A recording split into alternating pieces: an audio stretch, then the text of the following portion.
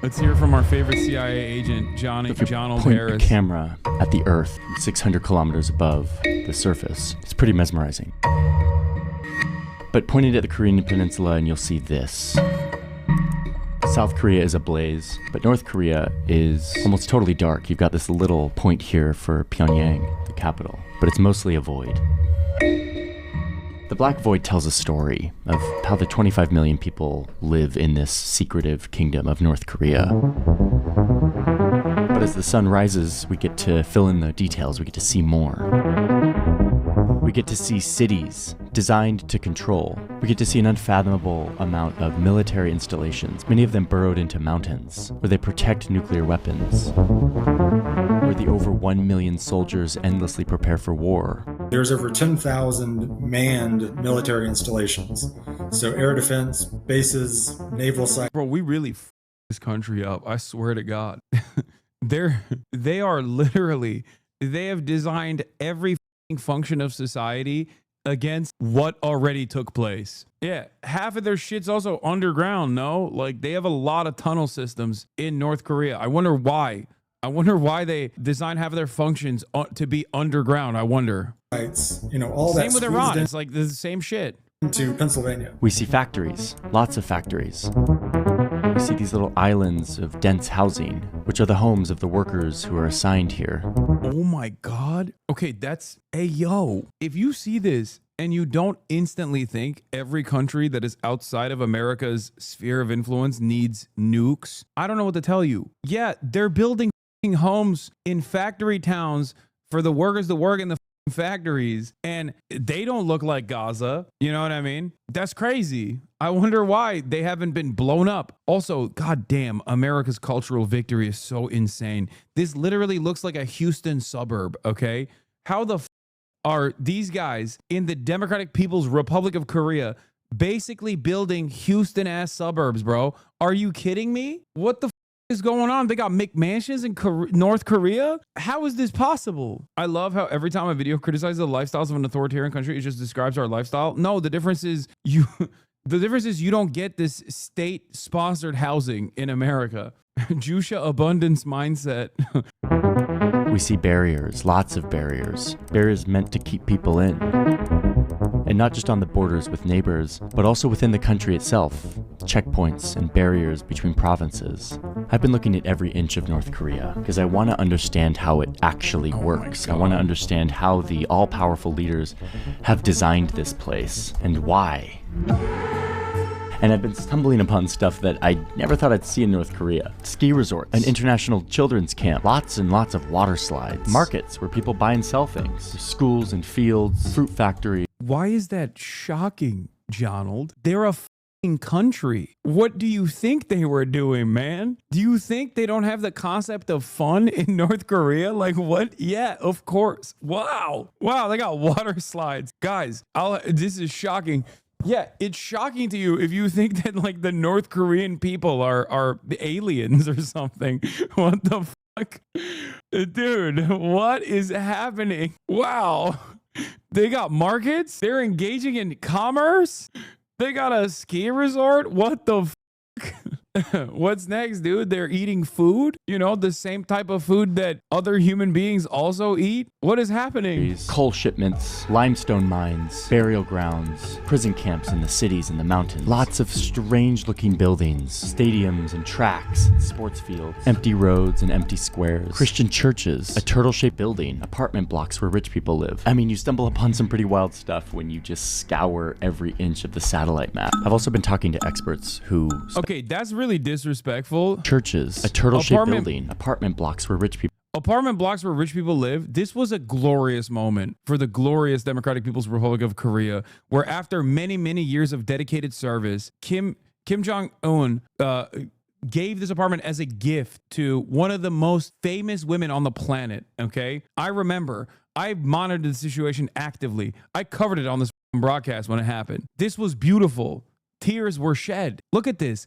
a lifetime of service, dude. Whom is this baller? She's the main lady. She's the main newscaster for DPRK. Anyway, let's keep going. People live. I mean, you stumble upon some pretty wild stuff when you just scour every inch of the satellite map. I've also been talking to experts who spend their time looking at the map of North Korea, analyzing it day by day for decades. Their data has been really useful in all of this. And honestly, I'm starting to see North Korea in a totally different way. I think I've been exposed to a very specific version of this country. I'm gonna keep it a $1.50 with you. A lot of the Jusha enjoyers are gonna get mad at me for saying this.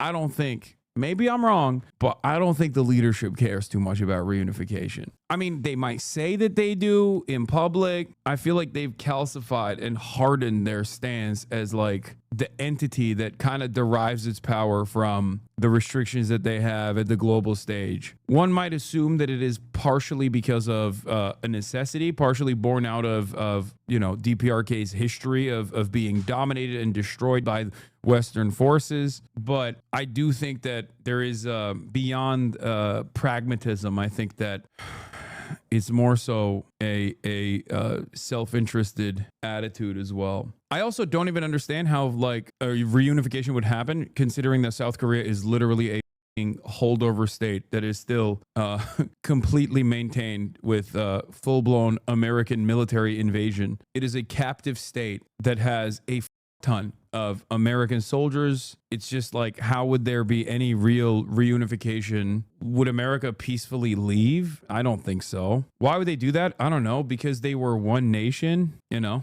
I think that in a very weird, twisted way, the American sanctions regime has ended up solidifying the dynastic power that the Kim family has. In spite of it all, they've been able to do something unimaginable. Against all odds, they've still survived. But it's just one version. Today I want to show you a deeper version. Now the map can't tell us everything, but I'm seeing how it can fill in the blanks in my knowledge of how. If we lift sanctions, does it not just get looted by Kim and his associates? Or is it actually better as a destabilizing force to oust the Kim dynasty?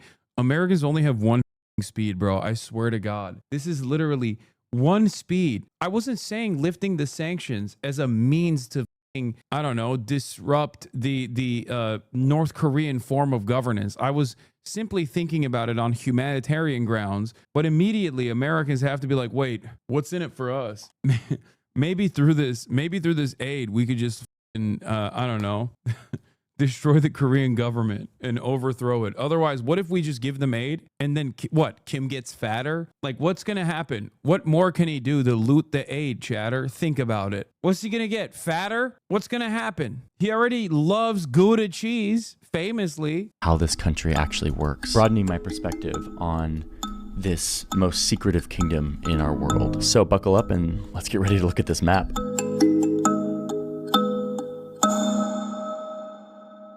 I mean, first things first, North Korea is a beautiful country. North Korea is usually viewed as, this hellscape of a place, but it's actually really beautiful. Lots of mountains and hills and rare animals and everything. It's home to this huge mountain range, Mount Paektu. It's kind of a sacred spot for North Koreans. It's where their legends say their great leader Kim Jong-il was born. Incidentally, it's right on this border, actually. Half of Mount Paektu is on the Chinese side. China, North Korea. North Korea can get really cold and snowy. It's home to between 20 and 30 million people. It's about half as many as live in South Korea. And it was the war in the 1950s that created these two Koreas, and in the process turned what is now North Korea into dust. Okay. Today, North Korea is built around a few major cities. Here's the 10 most populous. Some have ports, some are up on the border with China, and then there's with another 100. This river city of Pyongyang. This is the capital.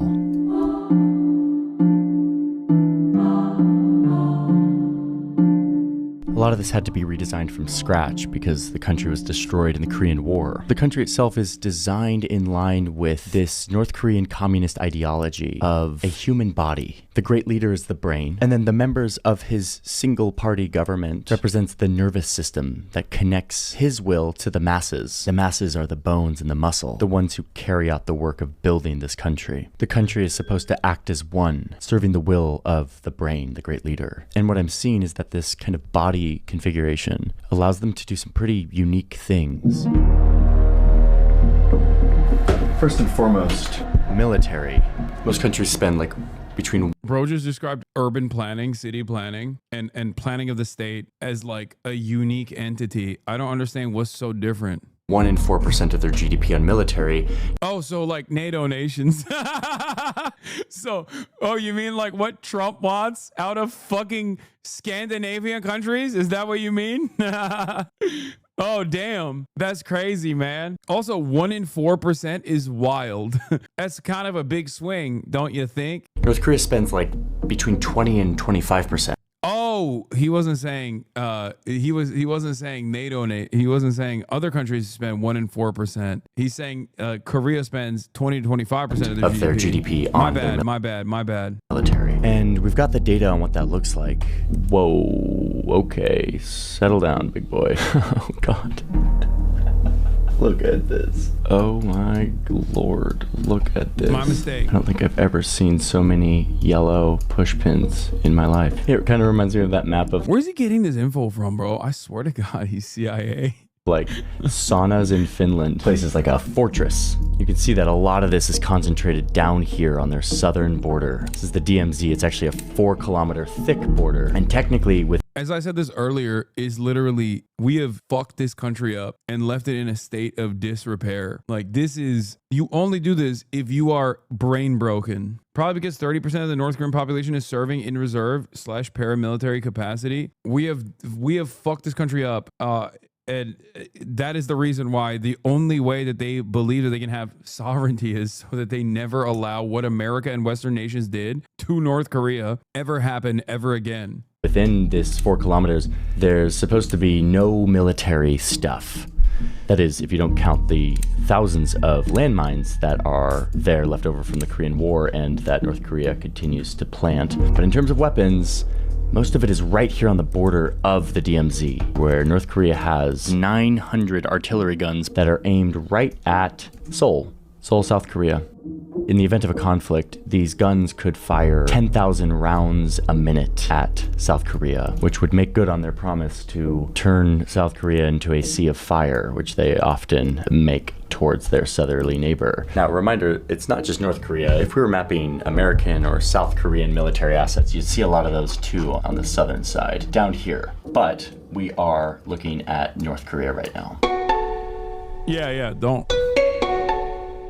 You got underground bunkers, missile launch sites, nuclear reactors. Why doesn't China help out? Wait, what do you mean? They do. China is responsible for damn near the entirety of trade with North Korea. North Korea and South Korea not reunifying is also kind of good for China as well. I mean, I don't know if China would give a shit or not, ultimately. Clearly, they are perfectly happy with dealing with other countries in their backyard that are vassal states. I mean, look at Japan. You know, China is a major trade partner to Japan. But I think like the way China sees it as a buffer state, DPRK is a buffer state between American ambitions and China. They're not allies. North Korea and China don't trust each other since Korea was aligned with Moscow and still is. Okay, but Moscow is aligned with China. And also China, what are you talking about? China is their entry point into the world, dude. No, that's not. I don't think you're correct as far as like North Korea doesn't trust China. China is literally, without China, the DPRK has no economy, no commerce. DPRK is calling the shots. China is a small player in the region comparatively. True.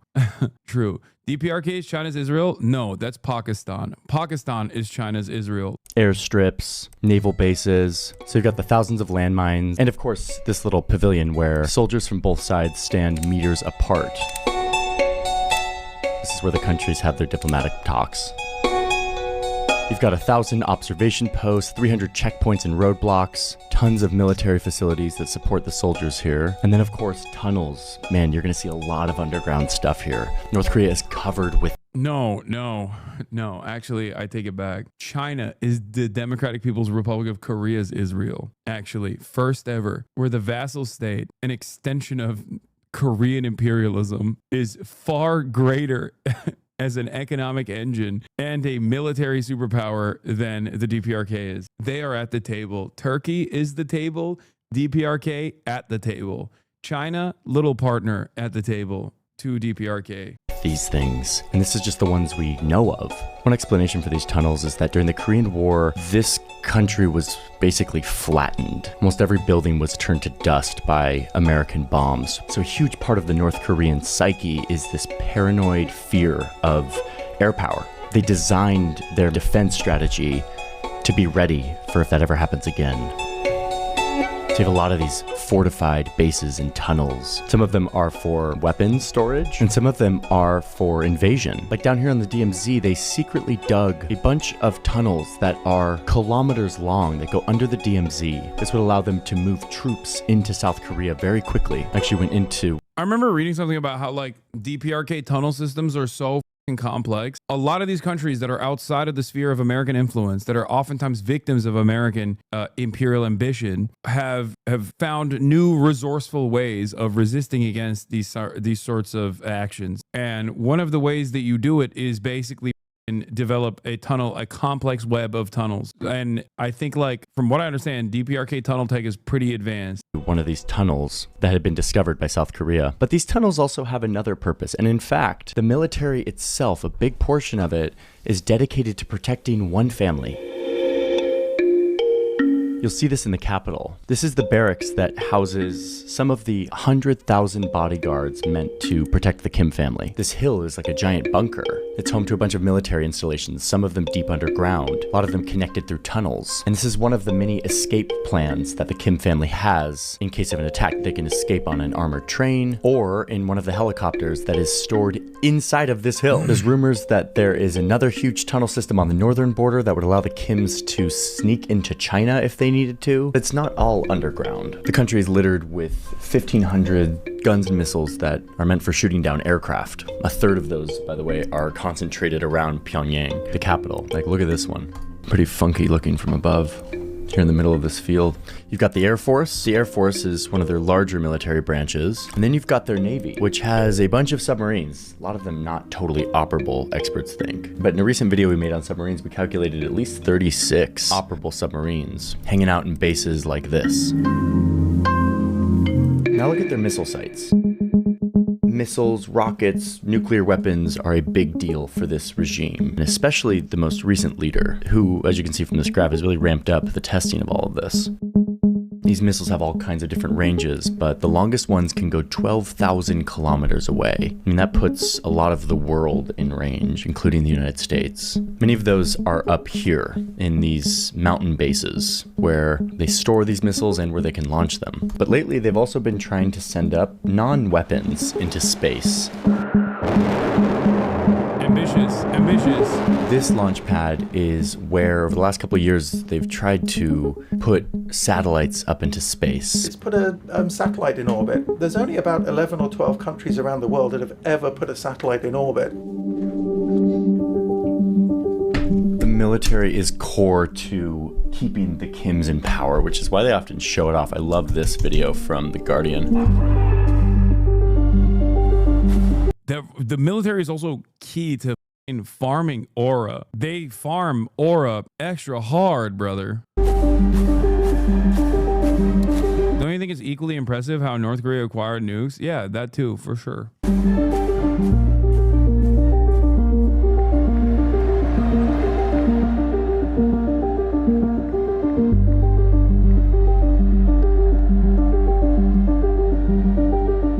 They know when one of these things is going to happen because there's like a replica of the Kim Il-sung Square, the big central square, where all of these soldiers get together and practice. And so whenever they see activity in that practice square, they know that they're getting ready for one of these. So the military is a very important part of keeping the Kims in power. It's used as propaganda, it's used as actual defense, and it's often used to actually like build stuff. And you've got one of the largest militaries in the world, 1 million plus active duty. They're able to Hassan method, bitch. I'm live streaming for 8 hours a day. He didn't have to be chowing down on fucking yogurt when he's doing a video. Okay? There is a difference between me eating while I'm live streaming versus him eating deliberately while he's filming this video. You think he didn't have time to just like suck down the yogurt and then speak? Do all sorts of projects, including construction projects, which we're going to look at. One thing you'll see a lot of in North Korea is fences, and not to necessarily keep people from coming in, but more so to keep people from going out.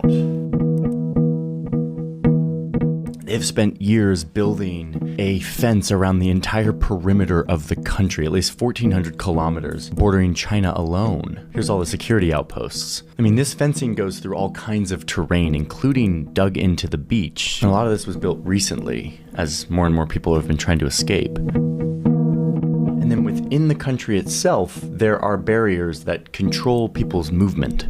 The country has checkpoints at the province borders to make sure people aren't moving around without permission. So yeah, a lot of people can't get out of North Korea, but some can. In fact, there's a whole network of IT professionals, North Korean engineers, who interview for Western tech jobs, get hired, and then pass money and information back to the North Korean regime, all without their employer knowing it.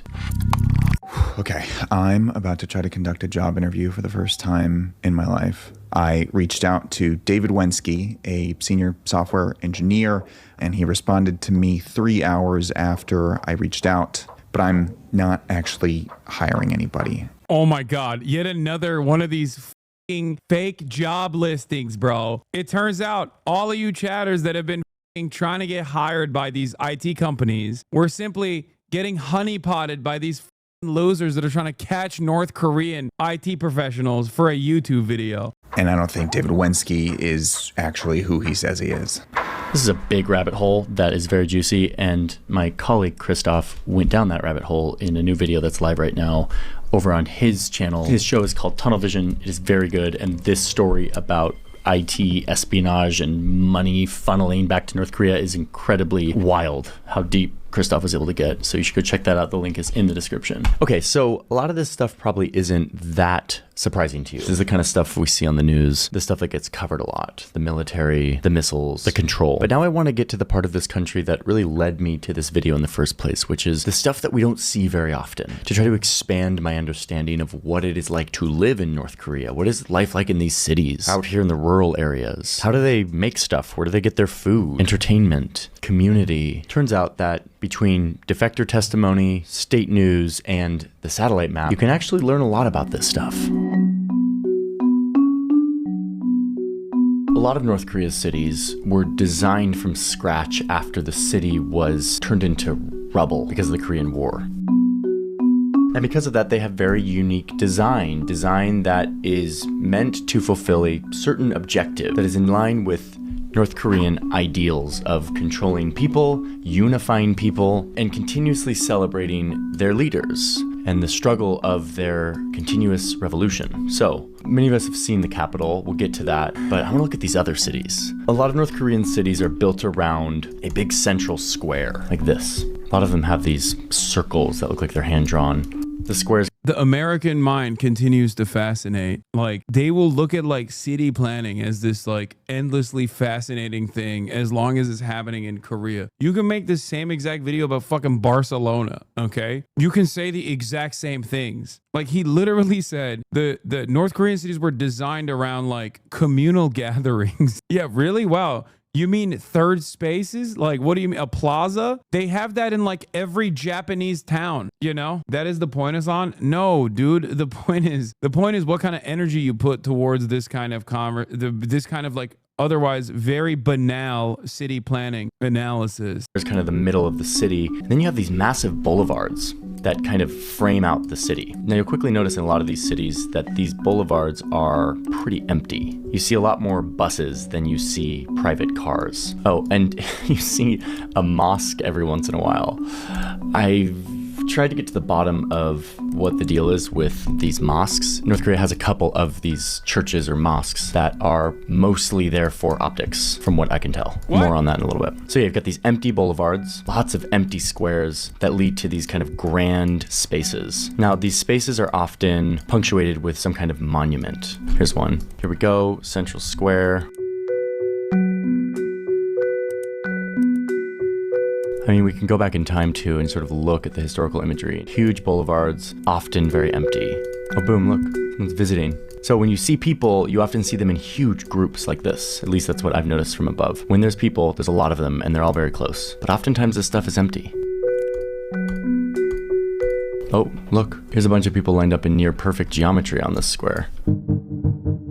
Every major city has a stadium. Now, some of these are in kind of bad shape, but some are really nice. Sports is a big deal in North Korea. Some of the sports that are popular in North Korea, they do very well. So they're definitely, in some areas, sort of hitting above their weight, I think. Though defectors do report that sometimes a stadium like this one in particular has been used for public executions or public shamings. A big part of the control regime in North Korea is to publicly punish to keep people in line. Okay, and then recently the government declared that every city needs to have one of these. Check this out. There are around 170 of these traffic parks, and these are new, but these are very important to North Korean cities. Remember all those empty streets? Like, most people don't own cars in North Korea. They go on buses. But recently that's kind of changing. There's even a car company that puts together like kit cars and sells them in North Korea. They're one of the few companies that actually advertise. And so because of that, there is more traffic in residential areas, which has led to more accidents for kids who are not used to dealing with cars. So this was an initiative to teach kids the rules of traffic to promote public safety for children. One thing that's going on. Okay, so those are some of the design patterns and kind of common ingredients in North Korean city, but let me show you some specific. I love that he literally said, this is a stadium for football, which is strange. By playing organized sports at a professional level inside of their fucking country. And then he quickly was just like, and they also execute people, I heard. This is actually kind of a cool video because in spite of Johnny Harris's like seasoning with the spooky music and the overall sentiment demonstrated that's like very skeptical of like Korean existence, there's still a lot that's like fascinating about a country, especially if you know the history and what North Korea has experienced overall. Like, it kind of comes across as like flexing their accomplishments almost. So your takeaway could be dramatically different from the average American liberal watching this. The average American liberal is like shocked. They're like, ooh, they're scarily teaching children how to drive cars. That's creepy. Versus like, if you're a little bit aware of what they have gone through, you're like, that's kind of remarkable that they have all of this. Specific cities, because as we do that, you start to see how this country works, how its economy works. Hamhung is one of their bigger cities. You've got your standard big, giant, empty squares with statues of the leaders. But this is actually a big economic hub for chemicals. Here's an area that some experts believe is a chemical facility where they actually store this stuff underground. Remember how they love to put everything underground to protect it? These little white dots sort of represent that there is something buried there, and potentially chemical weapons or other sensitive chemicals that they don't want the world to know about. See these big industrial facilities. They make a lot of chemicals like fertilizer, pesticides. It's home to this pretty wild-looking amusement park. I don't know what is going on with these slides. Now, I've never seen it full of people, even when I go to a weekday in the summer. But I want to show you this one factory. This is a really important building in North Korea because this is a water park, but also, is it really? I've never seen, out of these two different satellite images, I've never seen people at the water park. So maybe it's actually not a water park, but they're doing water torture at the park. Yeah, perhaps it's a place that is used for public executions. It's where they make vinylon. Vinylon is a fabric that you can make not with wool or cotton, but with coal and limestone, which is something they have a lot of in North Korea. So as a part of the push for self-reliance, North Korea produces this synthetic material called vinylon. They use it for uniforms. Like, a lot of clothing in North Korea is made with this really tough, scratchy, durable vinylon material. Use it for curtains. They kind of use it for everything. It's the North Korean like national fabric. So this is their biggest vinylon factory right here. And it's so important that the leader came to the reopening when they renovated this thing. So yeah, vinylon is made with coal. They mine a lot of coal in North Korea. If you zoom into this port in Hamhung, you'll see really gnarly looking yellow pollution.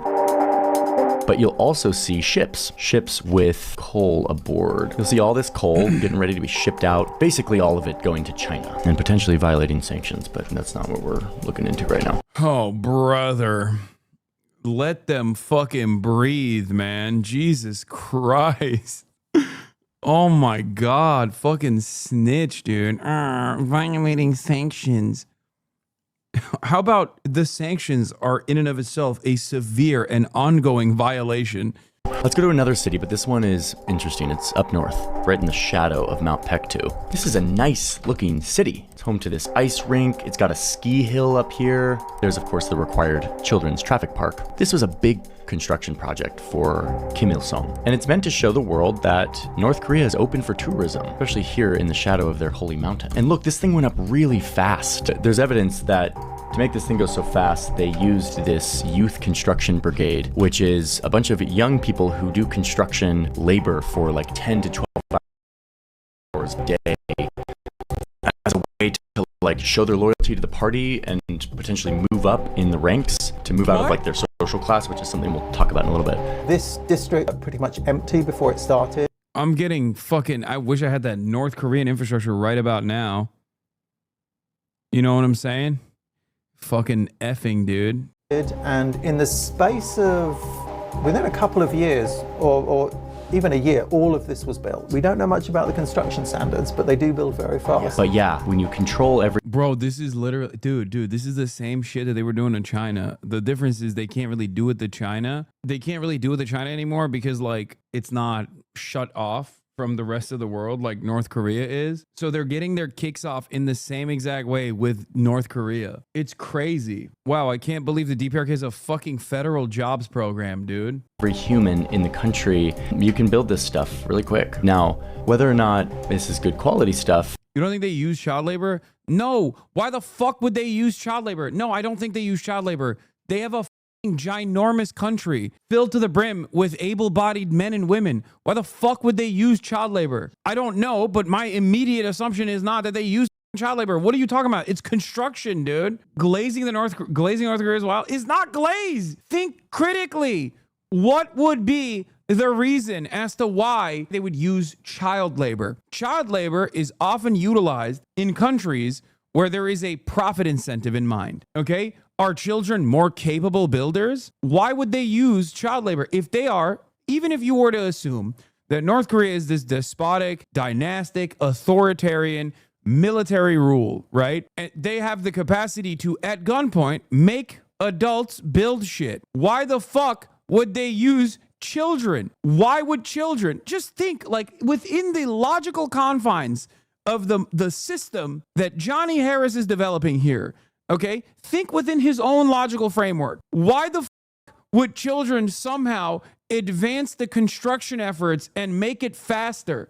Please. That's it. Like, if they have the capacity to do forced labor, scary, at gunpoint, why would they use children? Do they yearn for it? They have small hands? What would the small hands do to building a fucking home? Bro, talking like the US doesn't do child labor. The United States does child labor because it's profit focused. If the United States had the capacity to, as they are suggesting that they do in North Korea, make adults at gunpoint work at the fucking factories, I'm sure they would rather use adult slaves. Is another question. Like, I've seen videos of some of these houses in the mountains that like have ice on the inside of the window. So we're not sure if this is, you know, good construction, but boy, they're building stuff fast. Okay, let me show you a few more of these cities. Okay, let's go to Chongjing, port city here on the East Coast. Got some gnarly industrial stuff going on here. Home to these very cookie cutter looking homes. Here they produce textiles, rubber, steel. They build trains. They've got a big power plant. And you can see out here in the water, this is where a lot of shipping comes in and out of the country. Yeah, that's funny because, yeah, Johnny didn't even suggest that they were forced. He just suggested that the children have this upward social mobility within the North Korean class structure, which I'm sure he will get to in a second. They have the opportunity for class advancement in North Korea, and that's why they fucking work in these as children. They work in these conditions. There's plenty of adults. Like, all of the jobs are controlled by the government. Why would the government go, you know what?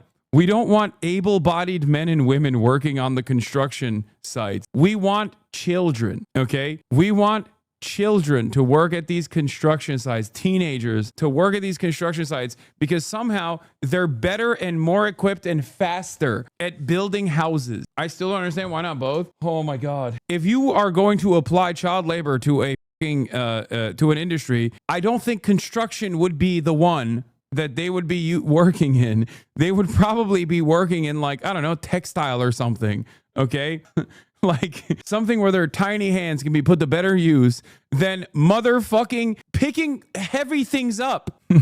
It doesn't make logical sense to use children at a construction site. Look at all these vessels. I mean, not a lot relative to most countries, but, you know, got all this gnarly industrial stuff doing steel. You can see that they're shipping stuff out. There's coal, some of these minerals, a lot of mining happening. My point is child labor is not skilled labor, also is not equipped, like physically equipped to do the kind of labor necessary to build a home. So it's not, there's no reason to do this in a country where the government controls all aspects of labor. Like, I think they would have better use putting adults into this expedited construction scheme. And I've described this while not giving any charitability to North Korea whatsoever. I even said, even if what the suggestion is true that there's like forced labor and stuff happening, why the fuck would they force children to make these houses? And chatters were like, why are you glazing North Korea? I'm just saying it doesn't make logical sense. Which, and he used it as a reason for why it was so fast, why the building was so fast, because children potentially worked in it. As we will see, usually is the work of political prisoners deep in the mountains working a life sentence of hard labor. But yeah, for now, let's just look at this. I mean, some of this stuff just looks like a wasteland, but you know, that's industry for you. But then all of that steel production is happening right next to these tightly packed homes, just endless homes. You've got your required empty boulevard, traffic park. Here's their train station. Here's the big central square. This one's really ornately designed. Let's see if anything happens if we go back in time. Oh, they just built this. This is 2020. Look at this thing go up. Yeah, you can see the little dots that they're building. Those are children. They put those kids to work again, dude. There's nothing that North Korean children value more than pouring concrete. Do you understand? They are the best at it. Looks nice. Statues of the two leaders, sports stadium. And if you look at these big blue roofs, you will see something that you wouldn't expect to see in North Korea. This is the home to a market where thousands of vendors buy and sell things all day here in the socialist, communist, anti-capitalist utopia of North Korea. So the story here is that back in the 90s,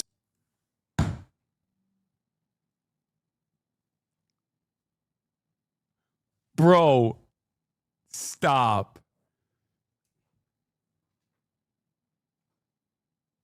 Stop. There ain't no fucking, no. No.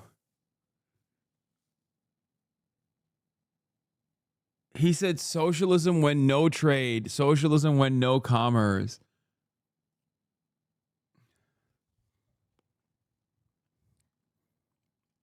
That's amazing.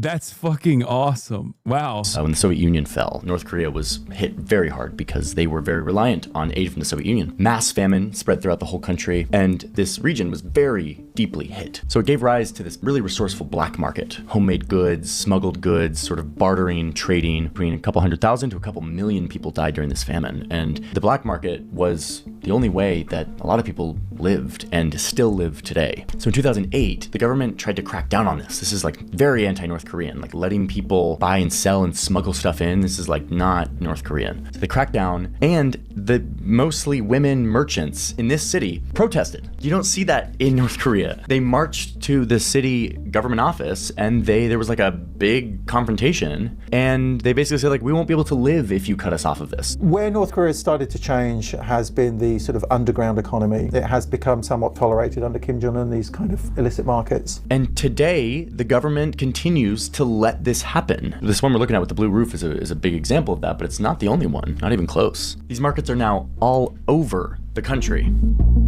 So a lot of people get their stuff on this kind of black, gray, informal market, which has turned into a massive network. I don't get it. Why didn't they just what? It doesn't make sense. Why didn't they just kill everyone? I thought this was like a incredibly suppressive state, incredibly repressive state. Why didn't they abolish the commodity form once again to maintain this loyalty to what Johnny Harris claims is the Marxist-Leninist principles that they abide by? Why didn't they abolish women?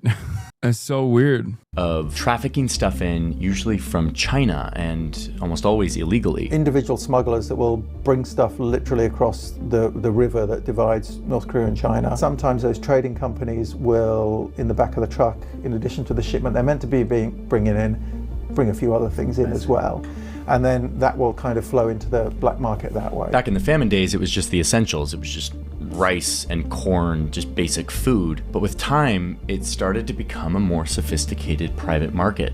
And today you can get all kinds of cheap Chinese products. I mean, China is like the manufacturing powerhouse of the world, and they are right there next to North Korea. There's a lot of ships and trucks coming back and forth between the two countries, which serves as the arteries for this black market. A lot of these goods end up in these markets. Here's one in Pyongyang. There's a part of me that wants to do a whole video on these markets because they are very interesting. The whole informal economy of North Korea is something I might do a video on. If you're interested in that, let me know, because man, I want to pull on that thread. But real quick, there's two things that I feel like I'm learning about North Korea because of this informal market system.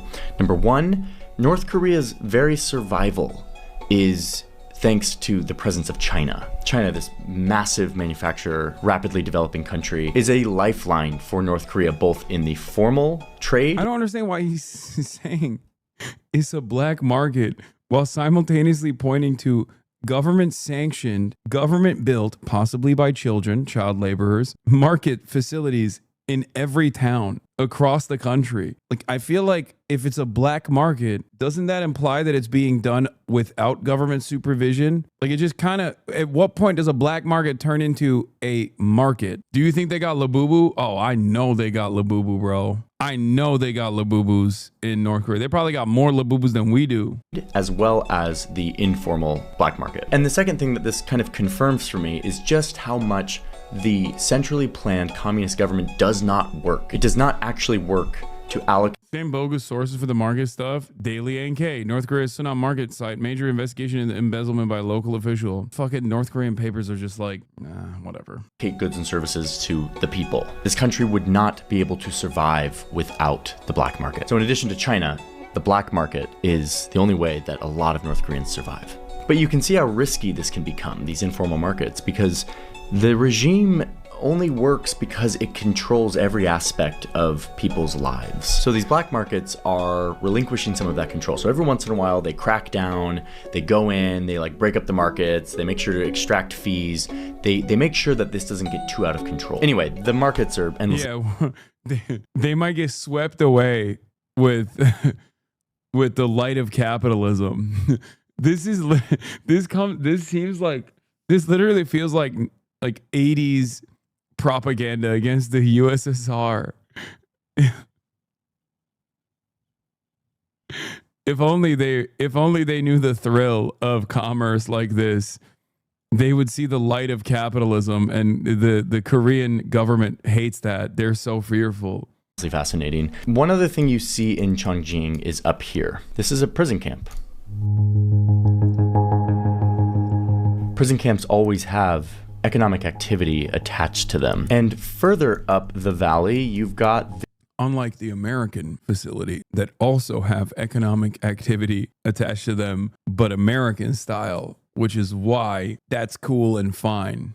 Very different things happen. That's the different, burgers, guns, freedom, bald eagle scream, America. This re-education camp deep in the valley for anyone who shows disloyalty to the regime. This one's for just over 1,000 men who don't live in these homes. That's for like the officials. They live within these walls and they spend their time mining copper and iron, cutting logs, making bricks, and farming. This is where we should talk about the prison camps, because this one that we just saw in the city, there's a lot of those. They exist in cities. Some are just typical prisons.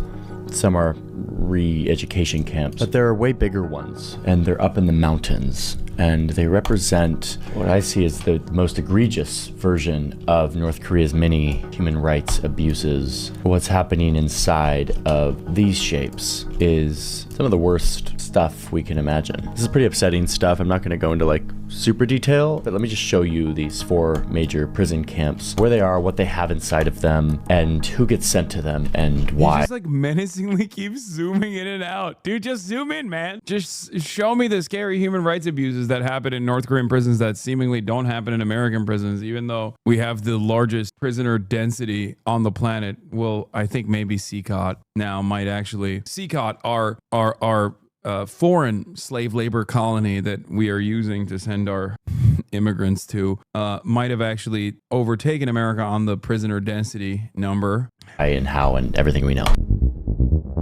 You get sent to a prison camp for kind of anything. If you show any rebellion or disrespect to the party or the leader. Ain't no way CCOT holds over 6 million prisoners? No, prisoner density per capita. I'm saying that America has the highest percentage of prisoners per capita as opposed to but I think it's El Salvador now because of CCOT, which I guess we could technically say is also American, since we're using it as well as our proxy prison.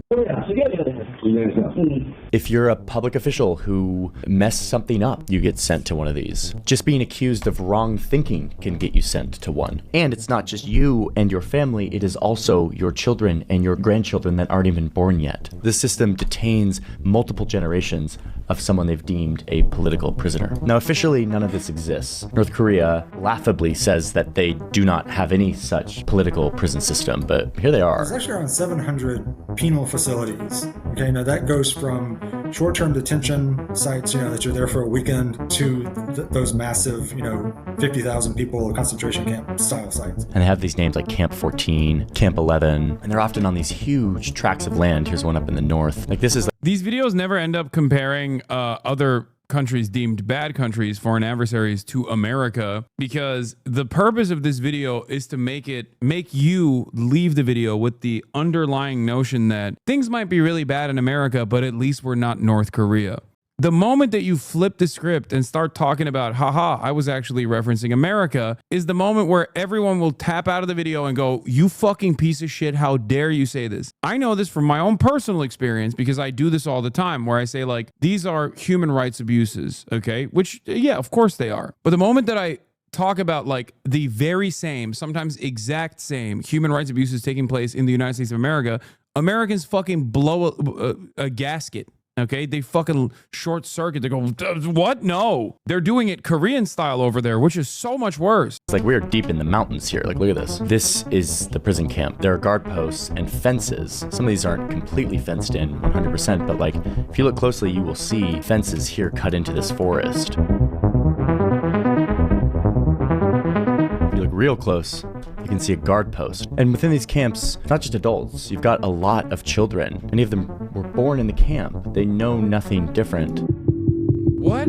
And what you'll see inside these prison camps is a lot of economic, productive activity being done through forced hard labor. So like up here, you've got this coal mine. That's a big one. That's one of the reasons all of this stuff's in the mountains. Then you have a lot of farmland up here as well. Livestock. There's even a distillery here, maybe making some kind of hard alcohol to be shipped to Pyongyang. You've got a factory here. You've got a school, probably for the guards' children. The children in these camps are made to work from the time they are 4 to 6 years old. And the work hours are 10 to 12 hours long for everyone in this camp. Unpaid, forced prison labor. The conditions are horrific. What? Okay, this I don't know. I think this is just a heavy speculation. What? They're born in the prison camps. They don't know anything other than the prison camps, and they're working at the age of 4 in the prison camp. Kim Jong-un shot his uncle in a piece of artillery into a pit where there were dogs, and then the dogs ate the fucking uncle, and then a week later the uncle is actually alive, and they're like, oops, I guess that didn't happen. Like, it's shit like that. Like, it's bad enough as it is. The conditions are not great. You don't have to fucking, I don't know, Yeonmi Park it.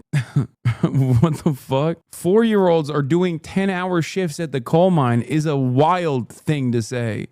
He's not using any source for anything. No, some of the sources are like fucking National Endowment of Democracy type beat, but or like North Korea Daily, you know, like CIA newspapers, shit like that. He's not using any sources or anything. Bro's making up 90% of this video with Google Earth. Like the blue roof markets exist all across Southeast Asia. It's just a common roof color in the region. I don't get this at all. I look at Google Earth at night all the time. I don't make it into a YouTube video and repeat my delusions. I mean, this is almost as ridiculous as like in North Korea, the men pull the trains. You weren't there. How would you know? If you're going to talk about somewhere else, at least do the service of visiting it yourself. Okay, well, neither has he or Douglas Murray. And those guys love talking about North Korea. People are on the verge of starving and often have to fight for resources. But you'll also see that even within these prison camps, it kind of feels like a North Korean city. It's like a little microcosm, a little mini version of the North Korean cities. Like, look, you've got a central square. Defectors who escaped, tell them, thousands of them. Yeah, dude. Listen, I'm not discounting the firsthand testimony of defectors. There's a lot of valuable information that you can derive out of it. And then there's a lot of people who openly, other defectors, will say that they embellished as a direct consequence of the monetary incentive associated with openly embellishing about the conditions of North Korea. Yeonmi Park is one of the greatest examples of a North Korean defector. Okay? She also is one of the funniest memes of all time. She is literally used as a template for making shit up about a country, or sometimes saying the truth about America, but with the North Korean seasoning. Like, Yeonmi Park is such a fabulous that other defectors have literally been like, she's out of her fucking mind. She's just making shit up. Square with a monument. You'll see murals of the great leaders. You'll have these indoctrination centers, a school. I want to know more about these schools. It's like a little mini city. These big ones, there's like 20,000 people who will live here. They are fenced in for the most part. Most people who come into this prison camp never leave. The people who are born here will never leave. These are life. What are you saying? What the fuck? Where is the none of this? There's four. Look, I'm sorry. After someone, in all sincerity, you can zoom in and out of a Google Maps thing all day, every day. That's not offering you additional credibility after you said something so unimaginable, so insane, that defies all fucking logic. What are you saying? I know he has sources in the description. They're all like fucking North Korea Daily. Like, even Western outlets are unfortunately unreliable when it comes to like understanding what the fuck is going on in North Korea. I don't know if you guys know this, but I have two very good friends from Australia who quite literally made a documentary about exactly this. Okay, this thing that we're currently watching, there is an entire industry designed around the very limited amount of information that's readily available about North Korea, and how it's propped up by state departments that are invested in like constantly fucking talking about how terrifying North Korea is. Their names are Boy Boy and I Did a Thing, and they went to fucking North Korea to get a haircut, if you recall. The documentary is called Haircut. Yeah. Defectors fear impact of mounting skepticism of accounts told by celebrated North Korean escapee. Other defectors said you're fucking the bag up because you've made such shit. You've made things up in such a spectacular fashion that, like, you know, you're ruining this market. You went way too hard, dude. God forbid a Korean woman has a hobby, dude. Instead of focusing on this girl, how about we actually see if we can disprove the comment about children? Okay, in North Korea, children are actually nuclear scientists because they have the most brilliant children of all time. After all, North Korea has a nuclear program.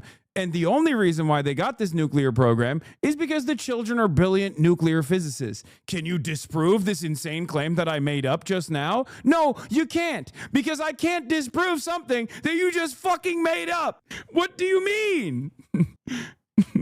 Yeah, they got baby nukes. Babies are making nukes. Sometimes you have to think critically and go, well, that doesn't really make a lot of sense, does it? What the fuck? Nice deflection? This is not deflection. Sentences, and it really gets its roots from the old Soviet days where so much control and power was wrought from just having the threat of this thing that the UN has called a human rights abuse with no parallel in modern times. Like the person that we're talking about is a person who said Columbia University taught me the same lessons as North Korea. After 5 years in South Korea, I came to America, guys. I came to the promised land, and I came here to study at Columbia University in New York City. And that's when I thought my journey to freedom ended. From now on, it's going to be all happy ending. I'm going to land where justice alives and people understands the value of freedom. When I got to Columbia, I was completely speechless because the professors at Columbia were teaching exact same things that my North Korean teacher were teaching us back in North Korea. Yeah, like math. Just why is she kind of bad though? That's like half of the fucking the half of the purpose here. Yeah, they were teaching biology, which is weird. I didn't understand. Yeah. And I was thinking, how is this possible? My Columbia professor, 21st century, living in New York City, telling us math is racist. Math is made up by the white man to control the minority. Like this is a level of control and deprivation that doesn't really exist anywhere close to this degree. 20 odd million people that are basically prisoners. Reminder that her lies are so outlandish that even other North Korean defectors call her stories ridiculous. A 59-year-old woman from Hyesan who escaped in 2009 laughed when asked, was anyone ever executed for watching an American movie? How can you be executed for watching an American film? It sounds ridiculous even saying it. That has never happened before. I go to church with around 350 defectors, and you ask any of them, and they will say exactly the same thing, she told us over the phone from South Korea. Other defectors confirm this. By the way, that idea that people get executed for watching an American movie isn't just Yeonmi Park's assessment. It is literally the type of insane statement that does make its way to CNN. This is why I was trying to explain to you that even Western media, unfortunately, is not very reliable when it comes to getting accurate information about the day-to-day existence of North Koreans. This isn't to say that like North Koreans are eating burger every meal and life is fucking fantastic, but overall, a lot of the stuff that defectors even say, they have a fucking financial investment or financial interest in like maybe exaggerating a little bit. So isn't that a good thing if other defectors are coming out and saying she's lying? It doesn't matter. That's my point. Did you know that other defectors that actually fucking routinely made fun of Yeonmi Park's insane claims about North Korea, many of which does not make sense because it like you would have to suspend your disbelief. You would have to assume that North Koreans are like an alien force that somehow still have the capacity, in spite of how starving they are, that they are able to pull trains, which is again an unimaginably impressive feat for any human. Yeah, and also she's the most famous and successful because she's lying, like aggressively lying. And it does not take much for like a person to make a claim like this because there's no accurate information coming out of North Korea, as we've already talked about. So then mainstream resources will literally take up these claims and treat them as though they are truth. There's also stories of defectors that will literally suffer because they also get mistreated by South Korean society broadly and also can't get a fucking job in South Korea. There's an incentive structure designed around like constantly creating new stories because that's the only job you can get. You defect. Obviously, the conditions are not great in North Korea. I'm not saying that they are, right? You defect, you run away, you go to China, and then the Chinese government sends you to South Korea. Then your only opportunity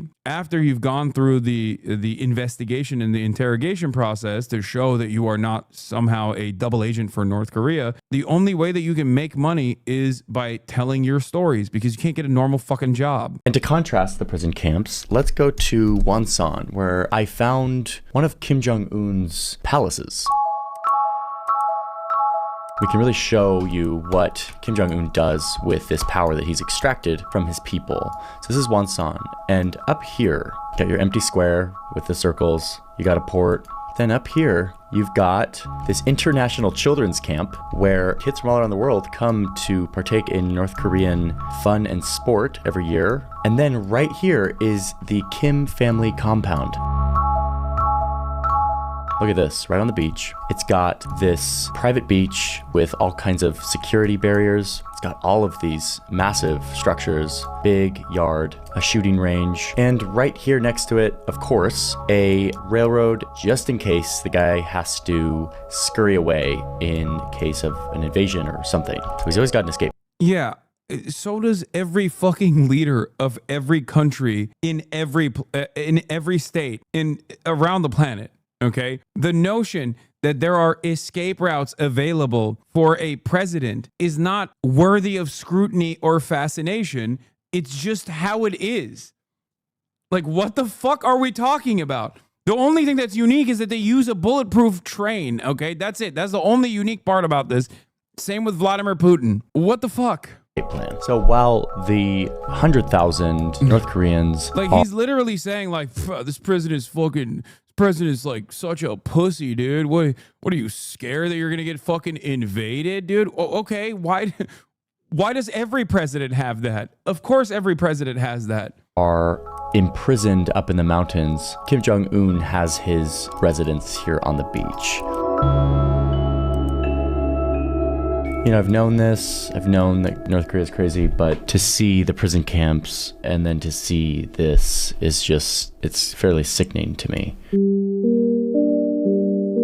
So when you're out here in rural North Korea, like I've been a lot lately, you stumble upon a few weird things. Check this out. Like, you'll get this, like, this looks like maybe an anti-aircraft battery, like a military installation, maybe, here in this red earth. I found a disturbing image of a place looking barren. What is this website that you sent me? Mapsales.com. North Dakota. Wow. Look at this land. Not a single Walmart to be seen here. Terrifying.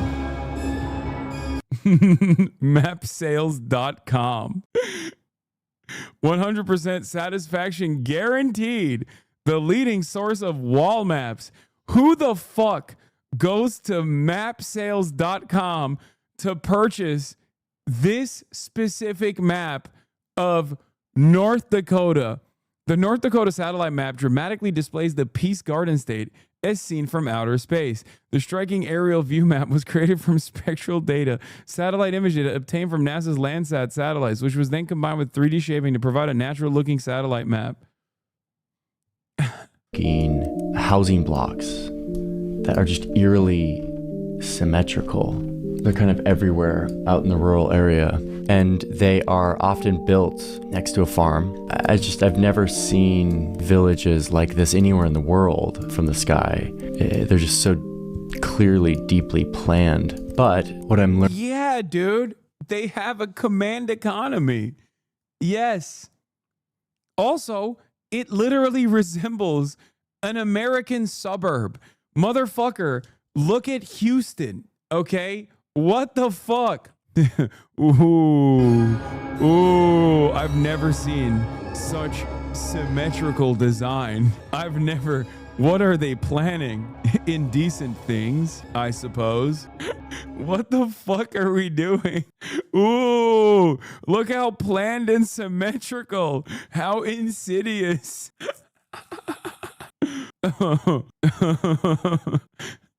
Learning is that this is how a lot of stuff gets made in rural North Korea, a lot of the farming. Like, look at this. See all these houses? All of these houses, which look identical to each other, they're all a part of this factory. This is a factory that makes, let's find out. Boom, there we go. Fruit. This is a fruit processing factory. Out here, way out in rural North Korea. And all of these homes are the people who work in the fruit factory. Something Jacob pointed out to me is that a lot of these are duplexes, meaning two families live here, and you can see this is their backyard, and they have kind of a separator. So they have this little plot of backyard. This is their community. Bro, I'm not gonna lie. This literally feels like glazing North Korea. Like, in America, you don't get a government sponsored condo when you're working at the factory, which is close enough to your home. In America, you get nothing. You get to live in an apartment with like 8 other people as you go to the fucking factory down the road. Community, you are assigned a job here and you work here. I don't see a car anywhere on these roads. You mentioned cars. Of course, private ownership of vehicles isn't really a thing in North Korea, so there's no need for parking spaces. Yeah, I wonder why it's not a thing.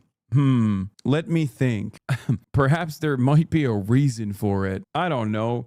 Maybe because they have been forcibly excised from participating in the global marketplace. And as a consequence of that, they didn't really develop industry surrounding private vehicles and instead focused on the limited opportunities they had on public transit. You are living here and working here for your whole life. I see some people biking, some people walking, but the other thing you see are these vast complexes of greenhouses. Kim Jong-un has been going nuts on greenhouses, building as many as he can. This was an airport for some reason, but over time, this airport got turned into a massive greenhouse complex. Kim Jong-un has been doing this. And in fact, just a short time, this is 2022, and this is today. Like, man, they build stuff fast. You know who built the greenhouses? Children. You know who's working in the greenhouses? Children. Fast, it seems. So one way that North Korea works is by just assigning people jobs and having them live and work in the exact same place. But man, I get really mesmerized out here in rural North Korea looking at the configuration of the housing. Okay, but we have to talk about the capital. I know everyone's wanting, like, the capital, it's the most interesting. I've been holding off because I feel like the capital gets so much coverage and I'm interested in like these rural, like, backwaters. But let's talk about the capital.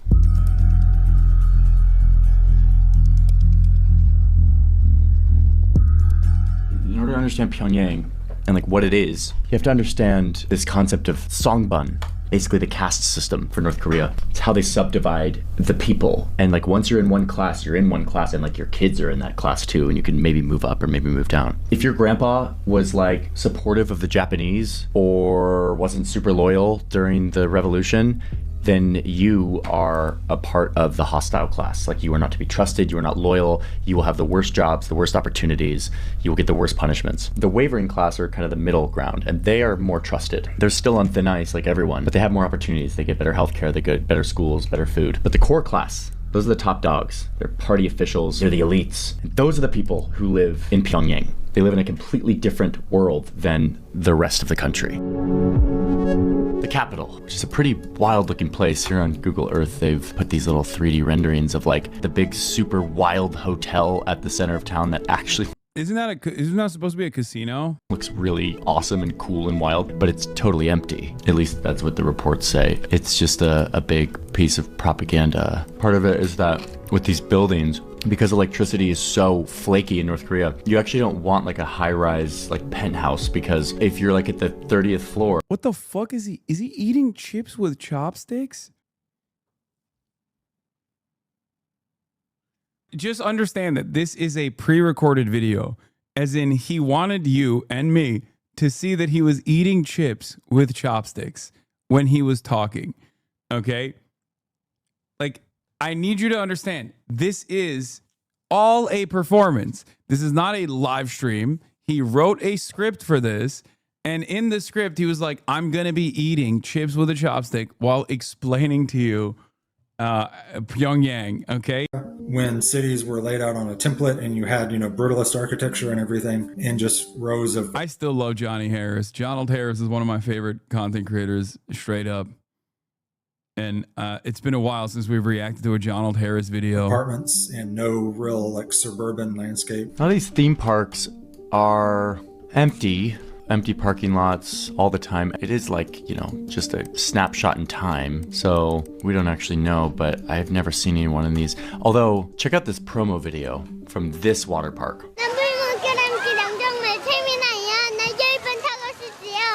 Oh my God, doesn't this baby know that she has to go back to work at the baby factory?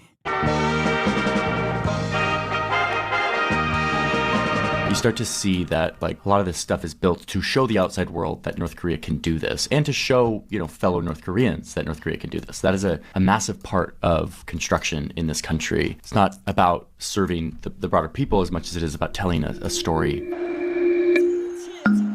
so many sports, like sports are a big part of North Korean culture. Kim Jong-un's got his little signature buildings here. Every leader has a different style, and Kim Jong-un is just doing it with these curvy apartment buildings. One thing you see here is churches. There's a bunch of random churches in Pyongyang. One of them is this Eastern Orthodox church, which North Korea built for their good friend Russia. Here's Vladimir Putin in this Eastern Orthodox church. Oh, but here's a Protestant one. Founder of the country Kim Il-sung had a mother who was a Protestant. And apparently she was a deacon here in this church. So they restored this church, and it's sort of like a symbol that, like, look, North Korea believes in freedom of religion. But they, to be clear, do not. Religion is not widely practiced in North Korea for obvious reasons. Now, what I love... I don't think they fuck with religion like that in general.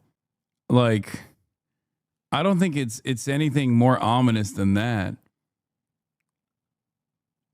What do you mean for obvious reasons? Is he trying to say, like, obvious reasons as in, like, look at what the church has done in South Korea? Because I don't think that's what he means. Because if I was North Korean and I saw what the CIA was doing with the Christian churches in South Korea, I'd be like, no fucking Christianity, please. Not allowed, okay?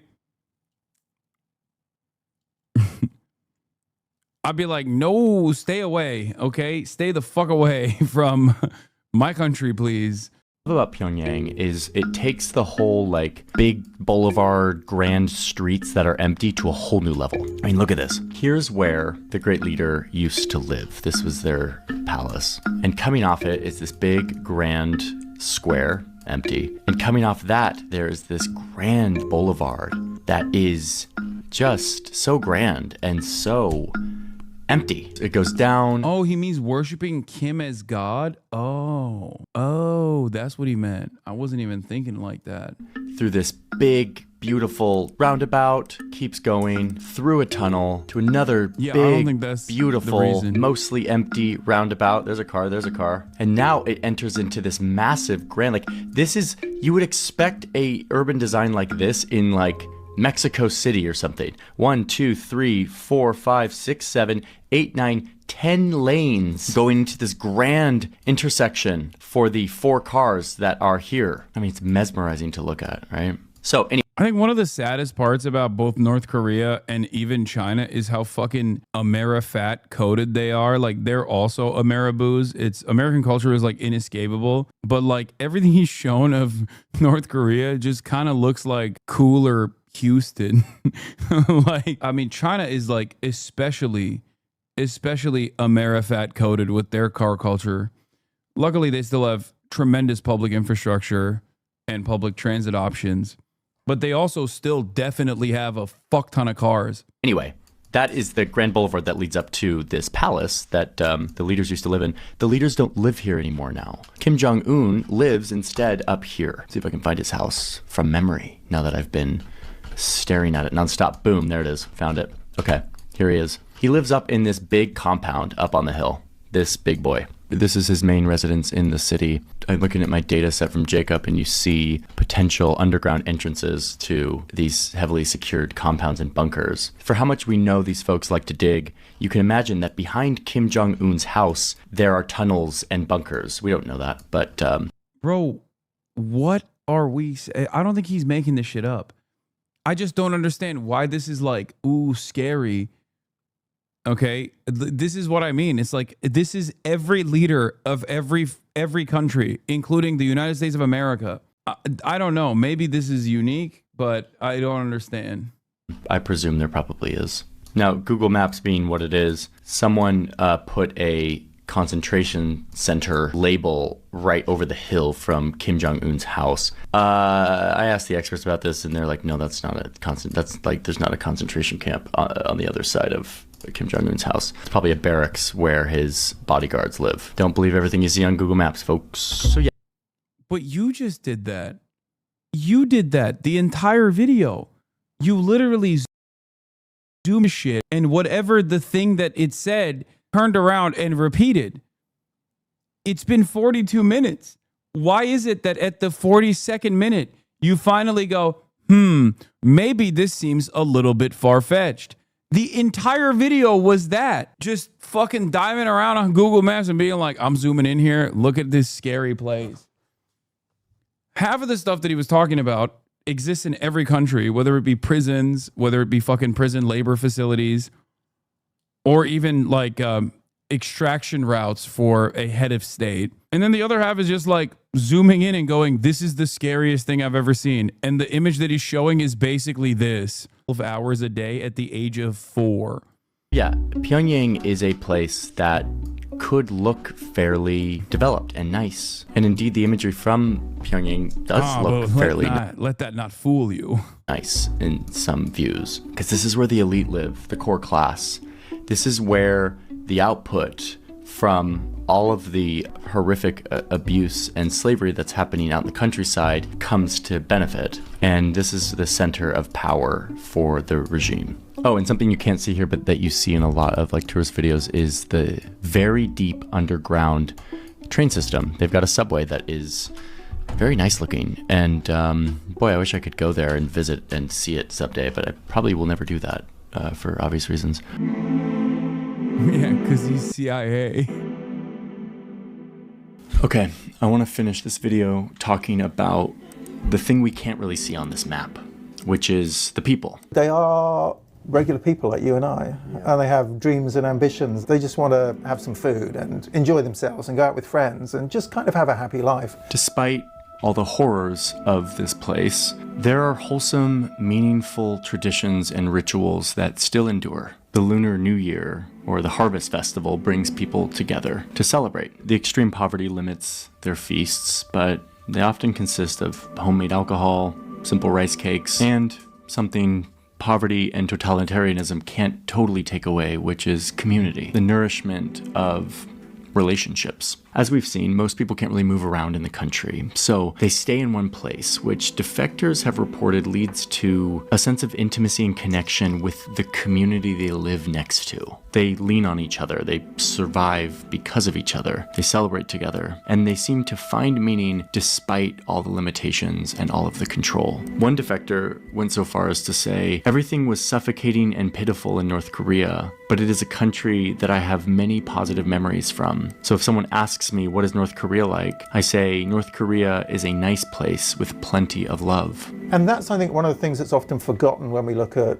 North Korea in the traditional media, because people having a happy life is not newsworthy, but a military parade or a nuclear test or a missile launch or something is newsworthy. Yeah. So just leaving you with a reminder that there's more to this country than the horrible realities that we've seen here or that we often see on the news. If you want a deeper look on this angle of the country, there's a book called Nothing to Envy, which is a great human level account of life in North Korea. So thank you all for being curious with me as we looked at this map.